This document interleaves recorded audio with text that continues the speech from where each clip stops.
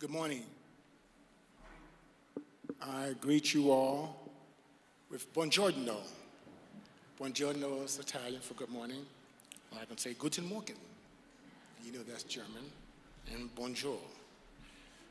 So today we're back for our second and final series on the panel discussion with the refugees.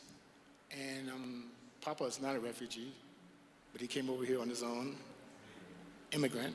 And so today we're going to open up in a word of prayer, and we're going to get started right away. So I'm happy that you wanted to come back again a second time. Thank you so much for being here. And then when the panel gets started, I will walk around with the mic and see who has questions for them. And so our first speaker this morning would be Neguse from Ethiopia. Let's pray. Father God in heaven, we thank you for a new day, a day which we have never seen before. And we are grateful, and we worship you, we magnify you, and we adore you. Thank you for life, for health, for strength. Be with us this day and with our families. And we give all of our struggles, all of our burdens, all of our life over to you this day.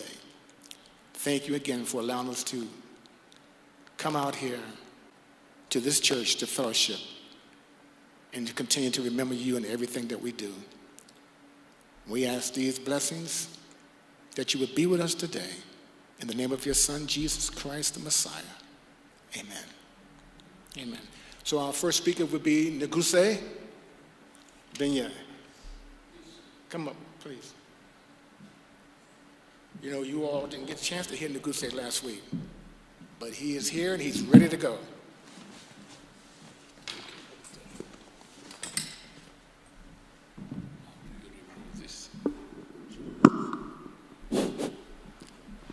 Praise the Lord.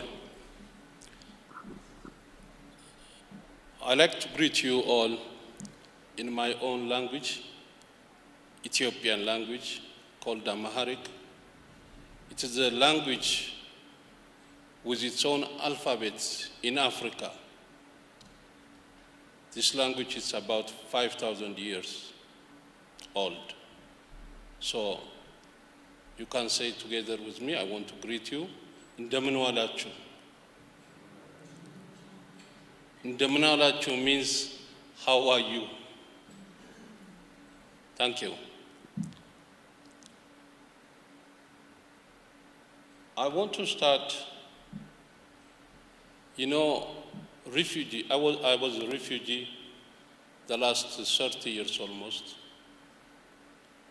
To talk about, it is a bit mixed feeling.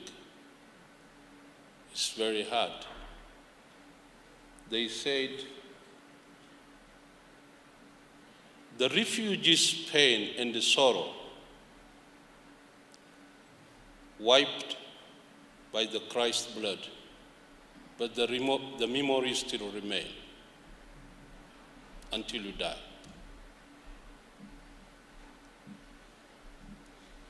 I was born in Ethiopia with a Christian family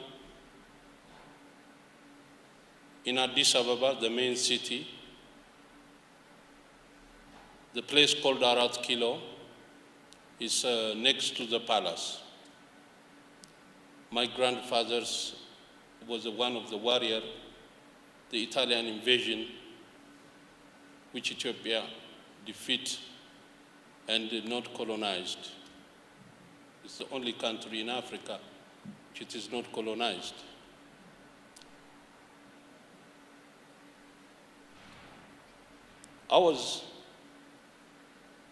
We were very happy families, 8 children, the same father, the same mother.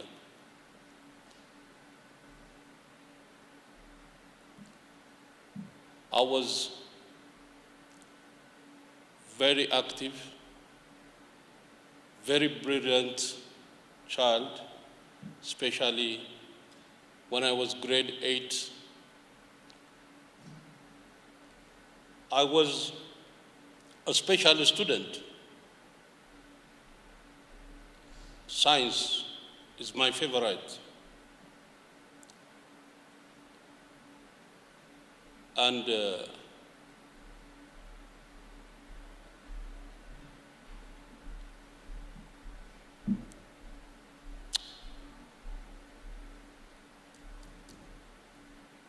my father,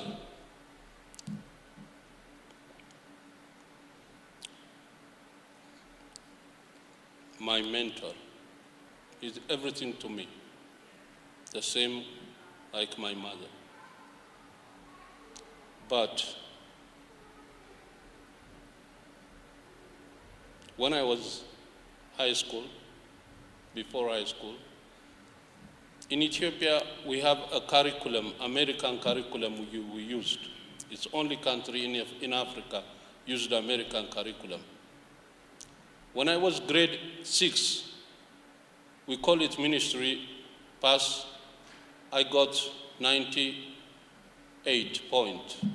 I get a chance to study grade 7 and grade 8 is 1 year. I got grade 8, the same 96 almost. I get a chance, grade 9, grade 10. My elder brothers, still they are grade 9 when I was grade 12. I like art. All my exercise book cover, Isaac Newton, Einstein's, Homer, Socrates, all this, Da Vinci.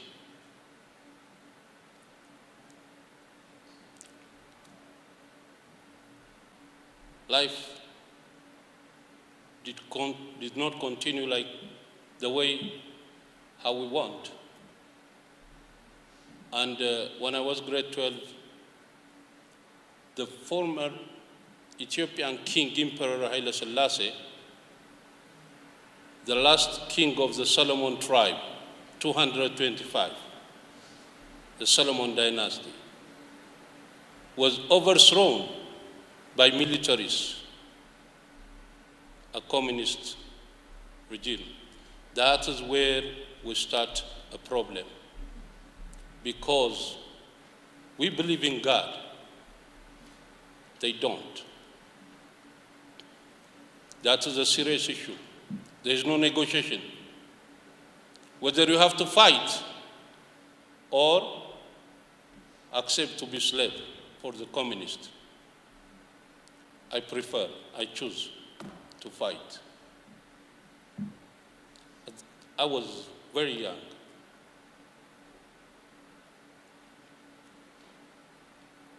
And then I had been in the prison a certain period of time. You can't run away. I try all means to leave the country. It's impossible. And I was a gymnast at that time also. When I finished, I became a gymnastic coach for the national level. And then I got opportunity to take international gymnastic coaching course in Russia, Moscow. I went to Russia. 345 countries. The course, it was in English. I became best of 5. I got opportunity to continue Master of Sport Science, free, in the university. But I have to go back to my country to do that. I got my certificate from Jean Antonio Samaras, International Olympics Committee President. I tried in Russia to escape to East Germany. I couldn't make it. I got a big problem in the border. I tried to one of my student colleagues. He's from Bolivia and Canada. I just want to surrender my Canada embassy in Moscow. It is impossible. I want you to try to escape in Greece, Athens, when the plane landed. I try hard, it failed. I go back home. When I go back home, I got a good knowledge from that education, gymnastic. I used to have about 300 young gymnast children.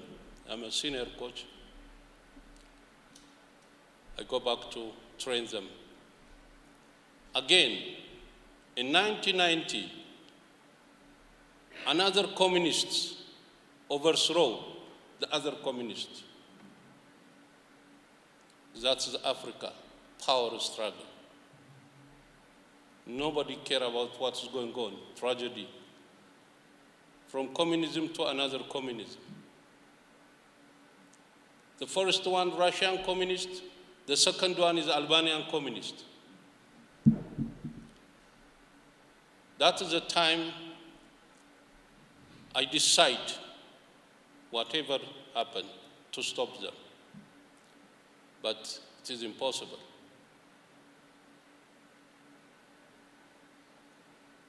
I fled to Kenya in 1990. When I fled Kenya, it was exodus, human exodus. When you read the Bible, how the Israelites,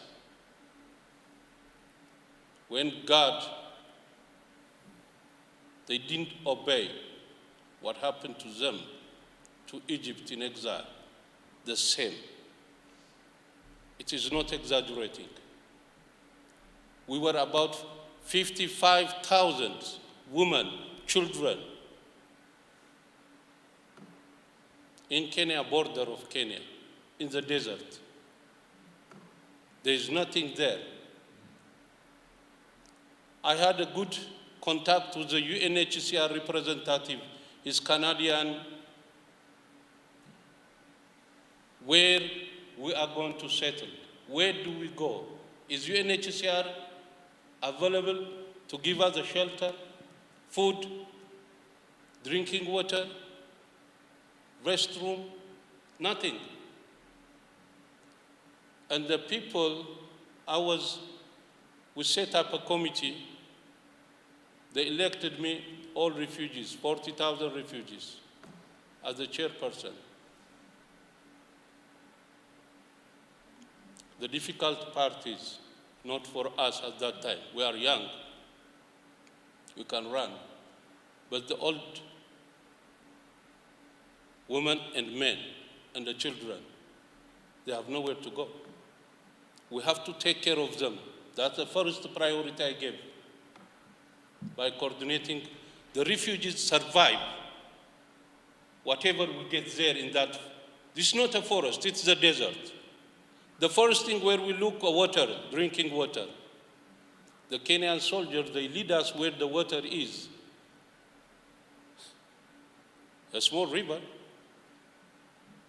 The lion drink the water from 5 p.m.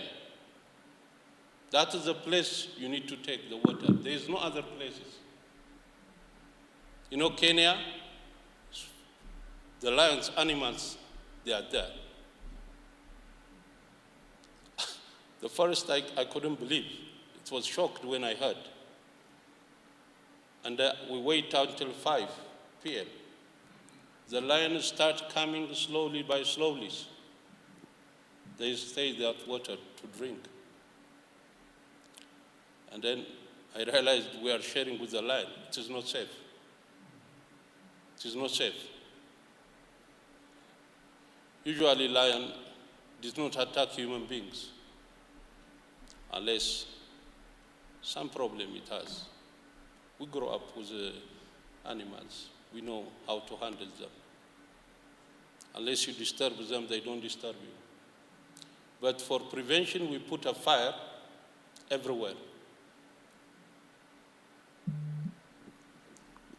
I told you, no shelter.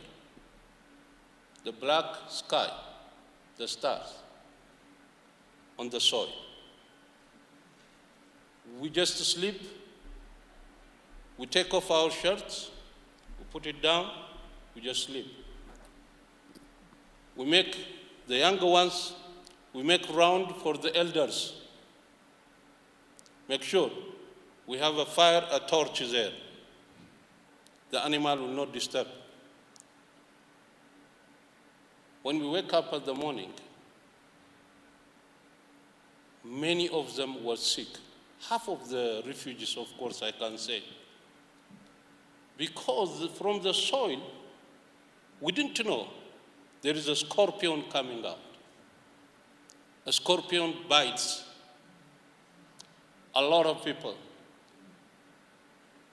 What can we do? I try to organize to tell them, those who have been a nurse or a doctor, please, this is the time. Use your brain. You don't have the tools, I know, but there is nothing. And very good gentleman, representative of UNHCR, he tried his best. Many of them, they recovered. Those who couldn't, we buried them. That is the Kenya.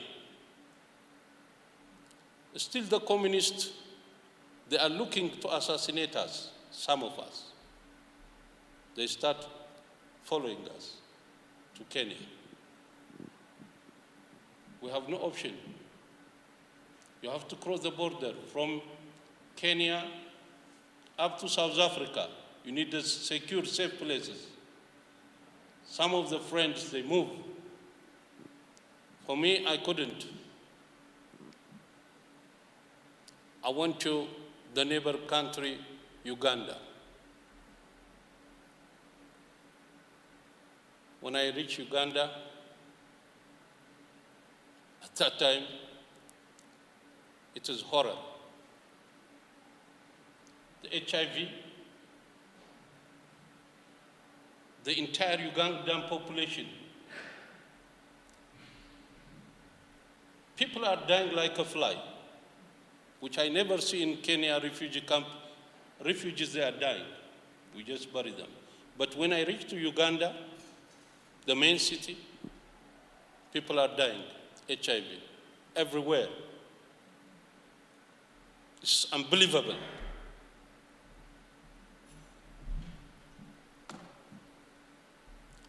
I have to live. I have to survive. With my wife, I have to look away. I go to the Baptist Church American missionary, husband and wife, which I cannot forget them. They helped us. Everything. Accommodation, food. We started building a church with them there. And then I work hard. I become PE teacher, American Community School in Uganda. I become in the hotel industries. I get a job in Uganda. I become a telephone companies I used to work, Simba Telecom. In the middle, my son get 2 children. My son get blood cancer. It was hard, it was a tough time for me.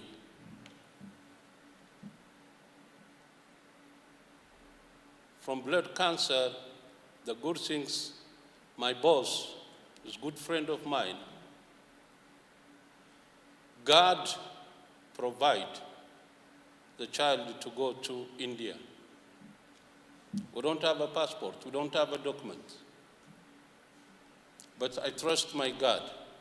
I prayed hard. If God gave me this child here when I was in this situation, he will not take it. This is what I believe inside me. That's what I tell all the priests, everybody's. My God is powerful God. I believe in that. Because I saw days. He protected me up to that level. It has a purpose. That's what I believe. And then I sent my son went to India, Chennai, Cancer Institute. After 2 years, he recovered and he came. The doctor, she recommended me, he cannot live where the malarias, blood-related diseases. So, I asked her, I used to send my sisters in Australia, and I asked the doctor, which country, where do I take him, this child? She said, United States. I asked her why. She said she graduated from here. She is the director of Chennai in India, Chennai Cancer Institute. I graduated from United States. Every technology, everything is good for your child. I want to NHCR office direct.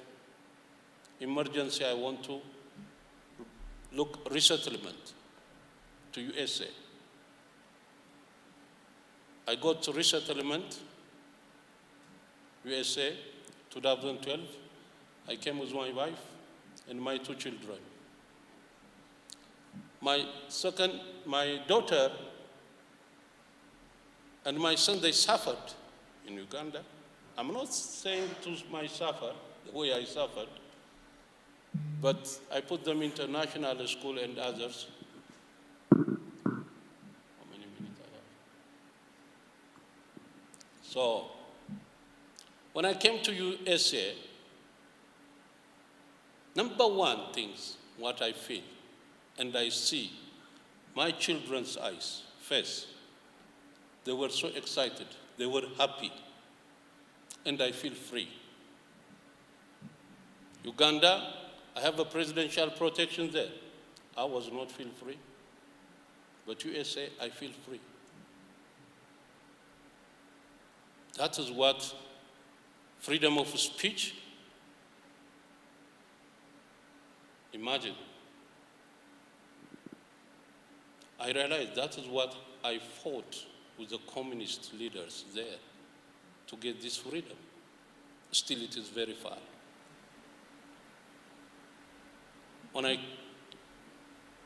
In Colorado, hospitality, it is like a custom. What I realized is a unique people.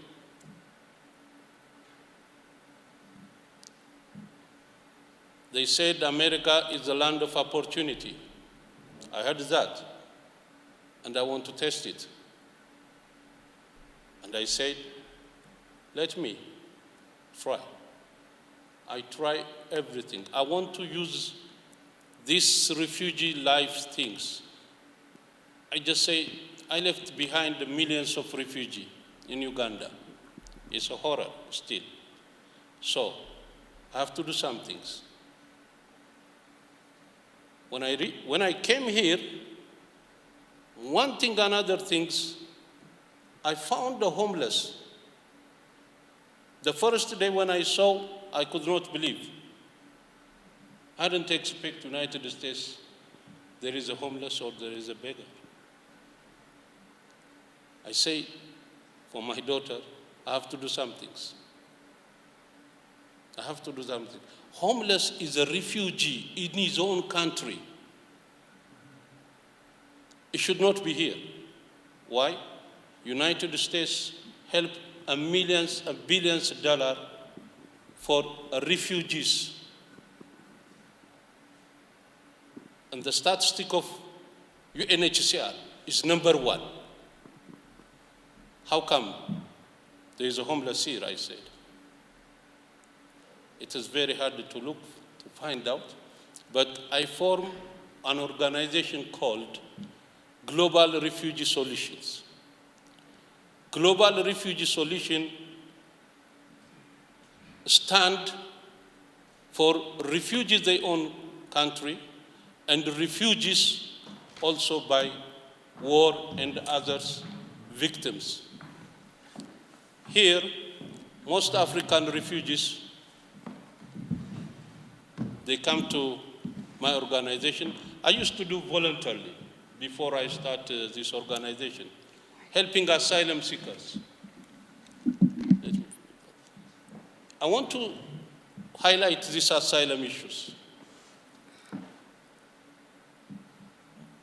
Most of them, they came through the border. When they came through the border, they put them in detention, whether Texas, California, in detention. Somebody who has relatives here in Colorado or any other state, they call. Immediately they released him.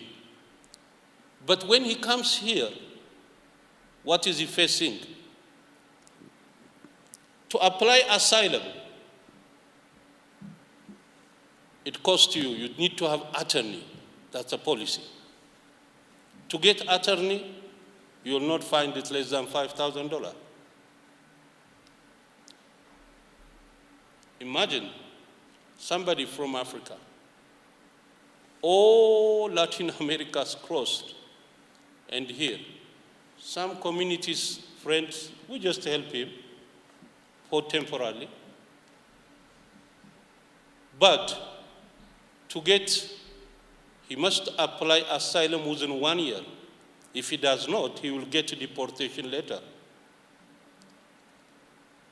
And then at the community level, we try to help, whether it's family, what, friends. When we apply asylum, he needs to have 150 days, or from 90 to 120 days, to apply for work permit.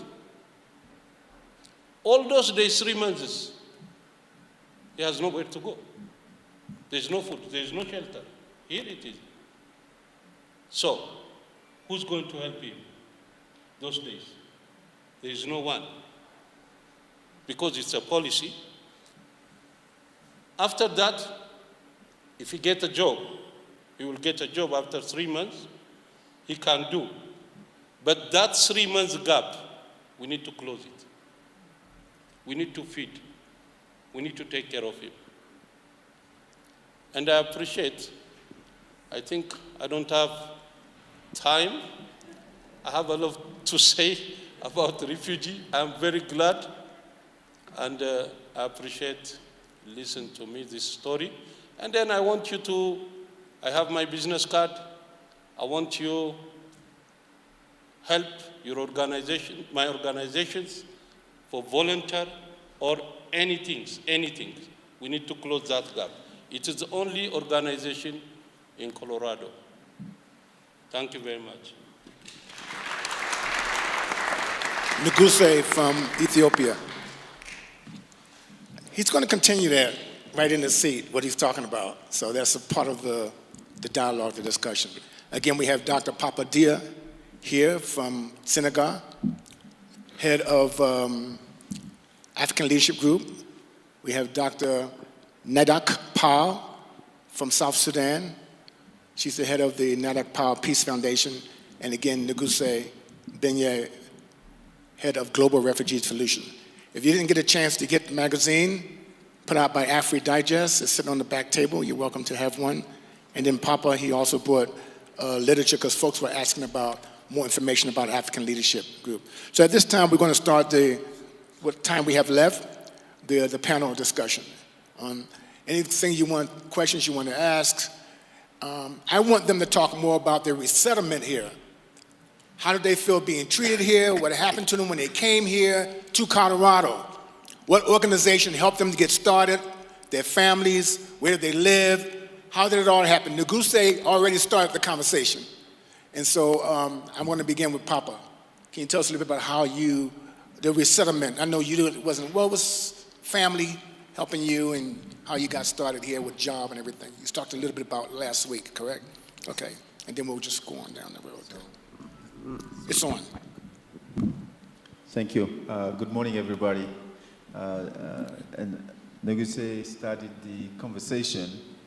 And as I mentioned last time, Senegal is a French-speaking country. When I came over here, I couldn't say any word in English, actually. And my first job, I was working at Tattered Cover. But I have a story to share with you. I remember I woke up one morning and felt like needed to have breakfast. I went to King Super, and I walked by the aisle and I saw a nice box, and they designed a beautiful cake on the box, and I grabbed 2 of them, went home and poured me a glass of milk, and opened the box, hoping that I would find a finished cake, actually. So I opened the first one, there was only powder, and I said, it's gotta be a mistake, so let open the second one, also I found powder, so. And it's just one of those things, when you talk about resettlement, anytime you go to a new place, a new environment, you start all over. You know, and a lot of things that people take for granted, a lot of things. Even as little as getting to the bus station and knowing which way to go, as little as what do I eat, where do I go, but also who are my friends.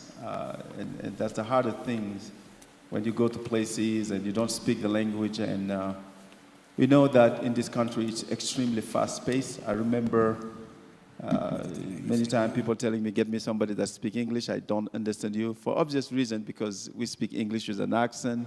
And sometimes people don't have the patience. So, but Neguse mentioned it, I found Colorado, people from Colorado extremely welcoming. And this is home for us now, for obvious reason. It's a beautiful place. You have the sun throughout the year. And for most of us, that's what led us to start our organization, because we were very blessed to be in an environment where people mentor us and help us, and we have the obligation to pay it forward and pay back. So for me, it's a little bit some of the resettlement and how do you buy a home and all these things that most of us we face, but I know Nediak and Neguse can share more. Thank you.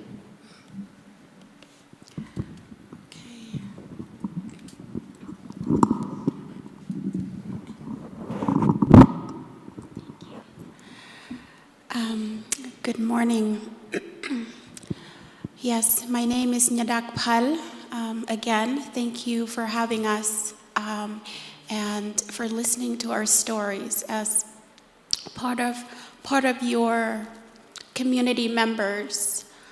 So I just want to thank each of you, and please also share this message with your friends and family members. I am from South Sudan, and my family and I came to the U.S. 23 years ago, almost 24 years ago. A graduate from Metro State. Learning English was very difficult, so this is also the generational, intergenerational trauma with resettled refugees or immigrants when it comes to, and then also the US-born generation. They are facing a lot of like disconnection because the parents were raised different, and then now the kids or the children are raised with American culture infused with their native culture. And so sometimes the children are like, well, wait a minute, let me figure this out myself. But then the parents are like, no, this is how it should be. So they find themselves in the middle. And also not speaking, speaking multiple languages can also be a barrier, because in the school system, they would they would kind of use that against the immigrant population in the education system, and then that's how some of them end up going to help that is hurting them in a way, and so actually finding out exactly what these students or these scholars need is something that we are talking about in the education system, and how these refugees are not learning, or they are not as at the standard level. So I want to open the floor up right now, Nadak. I want to open the floor for folks who might have some questions for the time we have left. So, anyone have any questions?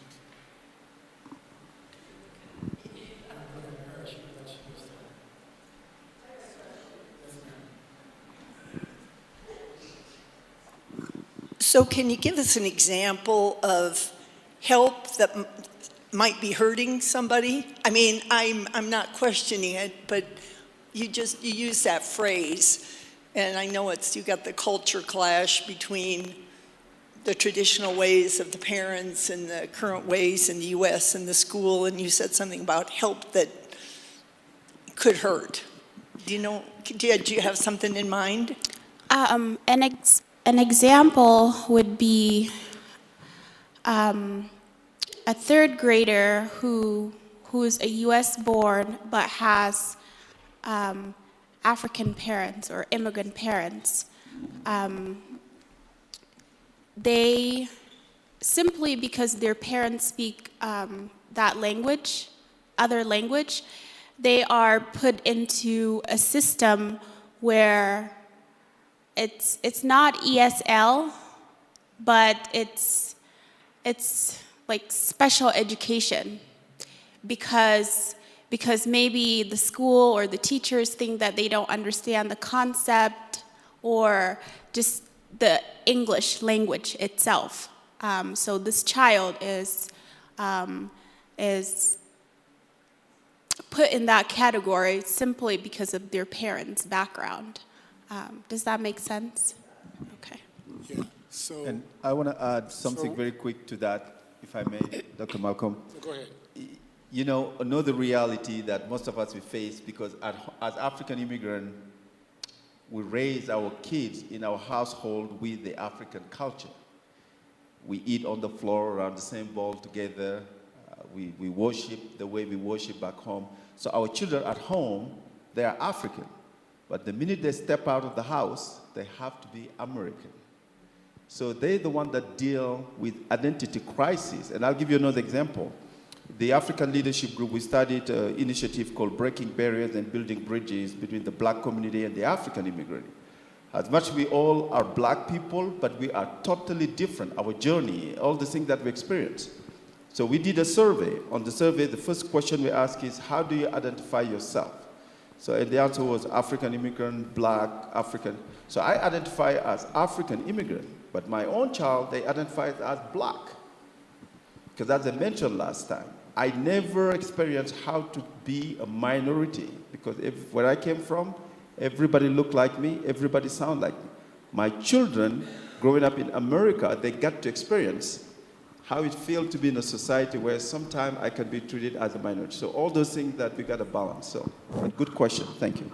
Yeah, my daughter tells, does it work? Yeah, my daughter tells me, she's like, well, my mom is true African, but I am African American. I'm like, okay, whatever that means. I just wondered how long your citizenship process took for each of you. I'm assuming you're U.S. citizens now, or not, or I'm just asking out of my own ignorance, but how long did it take you? This one. Usually here, citizenship process, it depends. When you come to as asylum, or those who are asylum, those who come through the border, it would be very easier. Those who come like me, a resettlement process, 1 year, you need to get your green card. It's automatic. By the way, like Lutheran and ACC, they are the one who process for they are my sponsors with my family. So it take, within 5 years, you get automatic unless you have a problem of fault, disobey the law, like a traffic or prison, something like that, you get automatic. It's, yeah, yeah. Yes, even like a Lutheran or ACC, they help you to apply for citizenship. I prepare for the test also. And my daughter and my son, they got it, that process. And then which it is fantastic, that areas. So one of the issues that we're facing today is kind of discrimination, that the Ukrainians are here and the Afghans are here, and they're getting their political asylum within a few months. And the African immigrants has been here waiting for 5-7 years to get political asylum and still haven't gotten it. So that is an issue that we've been talking about in the community. Thank you, doctor. Thank you, doctor. What doctor raised, it is amazing things. The Afghan and the Ukrainian refugees has a special status. But those who come here, I know, they call it affirmative asylum. Up to 14 years, some people they haven't get, especially whom I know, African communities. Most of them, they don't have granted asylum. They are living here by just renewing every 2 years work permit. The question raised to us, especially I raised it different places, I asked this, why the Afghan, why the Ukrainians? They are refugees, we know, we share. But the law has to work equal. African refugees, they didn't get all this treatment. But now, like yesterday, you know, in Ethiopia there is a war is going on, but the migrations announced yesterday night, I think, for Ethiopians refugees, they can live here, those who doesn't want to go back, about 18 months, they granted them. It's similar like Afghan and a refugee does not have attorneys, free attorney. There is no representing African refugee, free attorney. Asylum refugee has nothing. He cannot afford $2,000, $3,000. It needs that. We need to fill that gap. We have another question over here. Thank you all so much for bringing up these issues of asylum. I am just struck. I work with Afghan population as well as undocumented people from Mexico and Central America. And this immigration system has always been crazy awful, awful. We have Venezuelans coming in now that are not allowed to come in. And if they are, they're shipped back. All the Haitians are in planes now, shipping back to their country that is in absolute chaos. I'm not saying that to tell you that what you're saying is wrong, because it isn't. What I'm saying is that the immigration system it's very discriminatory, and it also, in many cases, does not help the people who are trying to immigrate into the United States. You all came on refugee status. Thank goodness that you did that. There are other people who try to come in under immigration status who will live in the shadows for the rest of their lives and never be able to be out. So the fact that you've put these organizations together, I just think is absolutely amazing.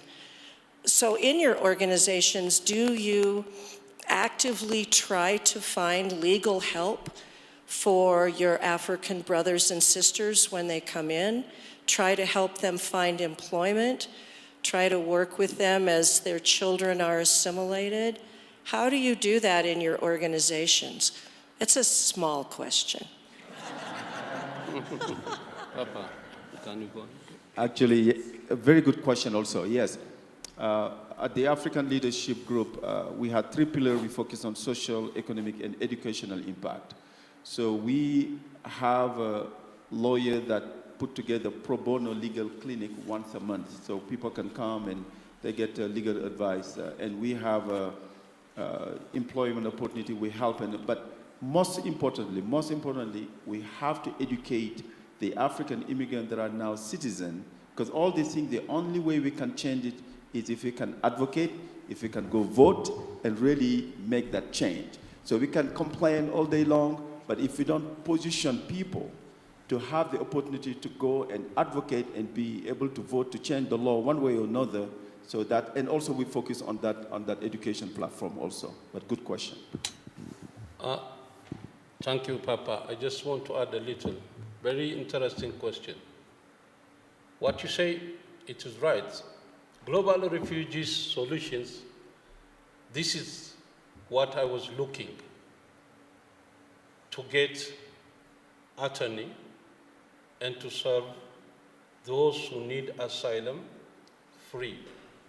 There is organization for Ukraine and for Afghanistan.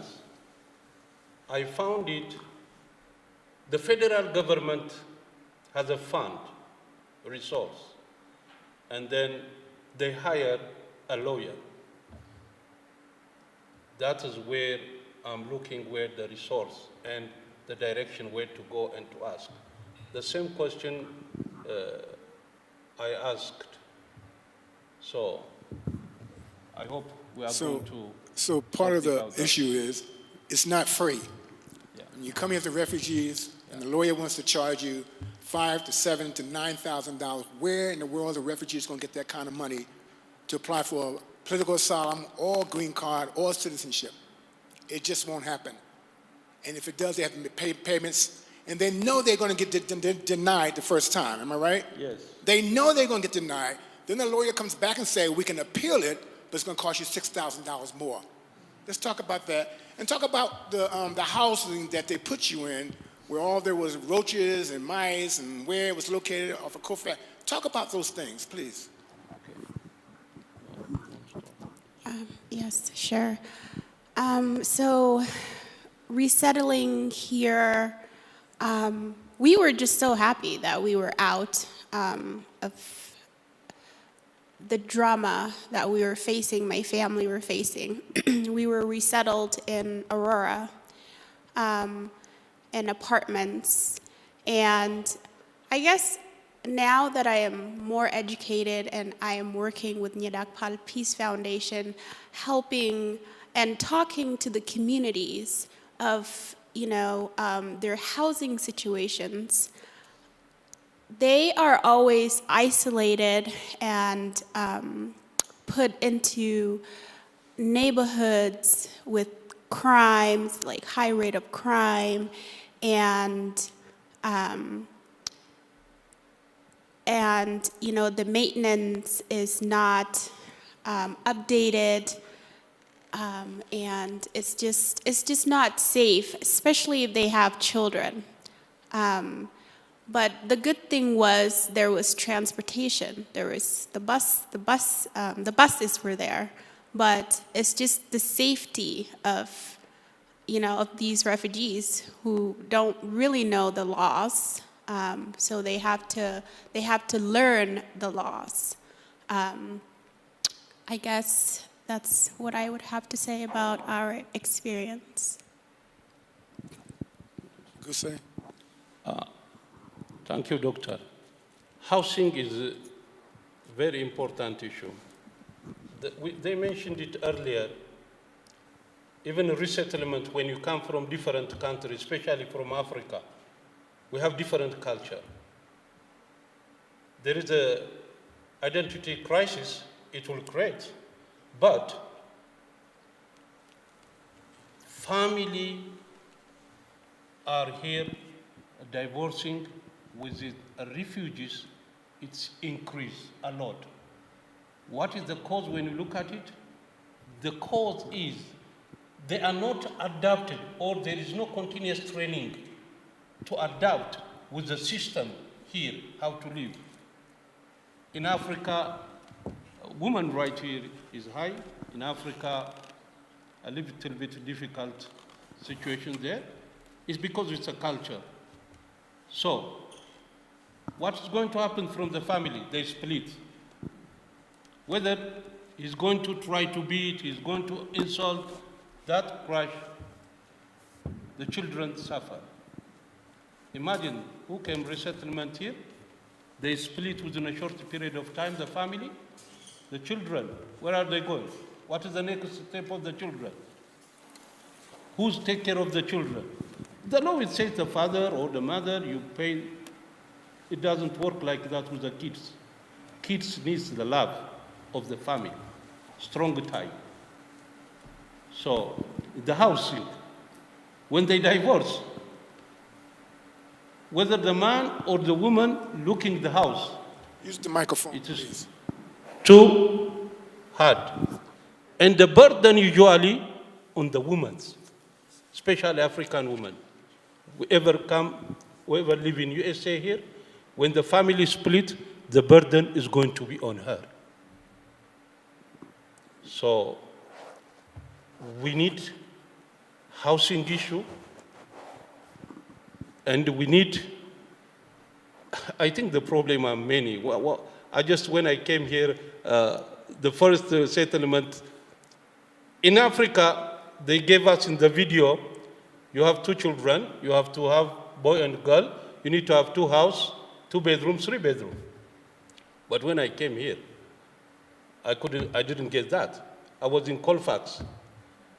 The night I slept, the cockroach, the whole night.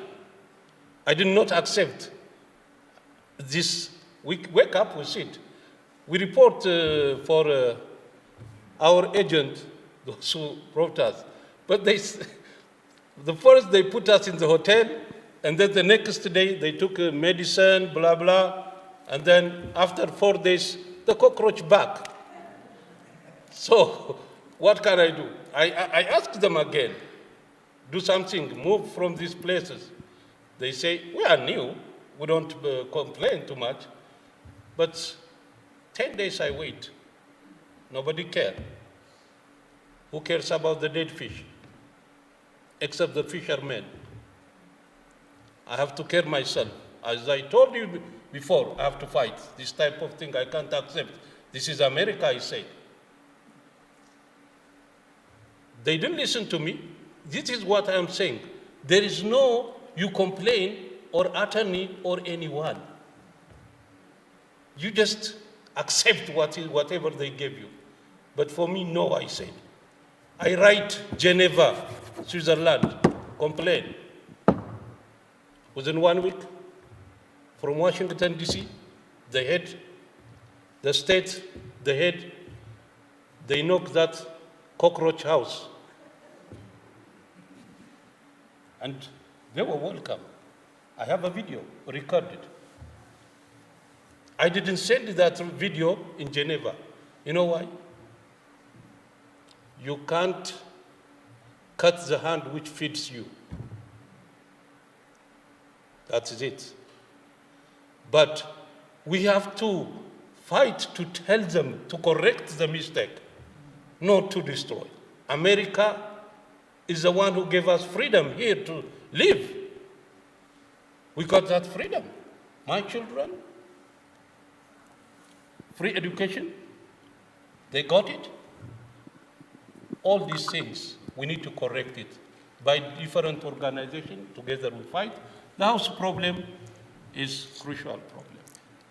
I want to Thank you. ask Pastor Ian, do you have anything you want to say at all to any questions you have? I mean, you're the head man.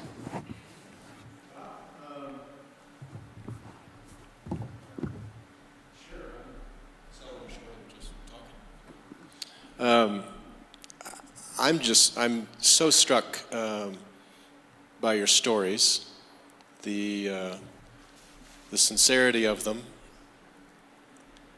and the character, who you are shines through, each of you, very differently. You're very different people. But I think what a lot of us, people I've talked to since last week, and now hearing your story, have been so struck by is who you are as people is just remarkable. And for you to step into these leadership roles to try to then do something good for others coming to this country from who are going through a process that you went through is so visionary and so courageous. And I hope that we will find ways to support that work as a church. So I thank you for being here very much. Thank you. You all met Pastor Glover, but I don't think you met Pastor Ian. He's our another co-pastor here. Anyone have any more questions? We're closing out. Hi, I'm Sue Miller-Curley, and I'm principal at Montclair, and I'm sure you're very familiar with, we have a lot of Ethiopian Eritrean students. So a question I have is mental health support for our African families, and what resources are available in the community for mental health support. It's a very good question, actually. We are in the mix of it. So when you come to mental health, it's something that's taboo in our community. We don't know what it means, especially back home. And people are labeled. And I don't think it's just African. That's where we are with mental health in this country overall. So when you come to resources, it's first of all, how do you identify it? How do you know but somebody need support when it comes to mental health? We don't know. So we deal with it heavily in our community. We have kids that are turning against their parent, where they shoot parents. It's just crazy. But the other challenge we have, people that are dealing with mental health, they commit crimes. And they locked behind bar without the proper support. So it goes from bad to worse. So what we are trying to do, actually, the African Leadership Group, we are having every year we organize a health fair. So we are having a health fair with 365. It's going to be on November 5th. And we have a mental health. We have also a leadership program where when people graduate, actually Dr. Malcolm is in that leadership program, they have project. And it's so funny that we have 4 groups, and all groups, they identify mental health as the project that they want to work on. So we are doing survey. We are creating more an environment where community can talk about it, but we are at this early stage, and we're looking to partner and collaborate with experts that are working on that. But a real issue in the community at large. Let me say this as we begin to close out. Take Nadak Powell's situation with the South Sudanese community. They came through a lot of drama, through civil war. They get here as refugees, and we want to put them in houses and get them food and get them place, but no one has dealt with the mental health issue. How are they coping? How are the elders coping? How are they relating to their children? No one. We always want to jump on the food and the housing, but the internal piece that's going on in them, trying to cope, living here in a different culture with different language, is a big issue, and that's what the Peace Power deals with that. Now, I know if you stay longer or you want to talk with individuals, global refugees, for instance, they have better solutions for refugees. Not just coming to UK or to America, but they have defined better solutions on how to handle refugees. At this time, I'm going to close you out, and I want to thank you all so much for coming to Montview Adult Education Faith Formation class. God bless you, and have a wonderful day and a wonderful week. Bye-bye. Thank our panelists. Thank you.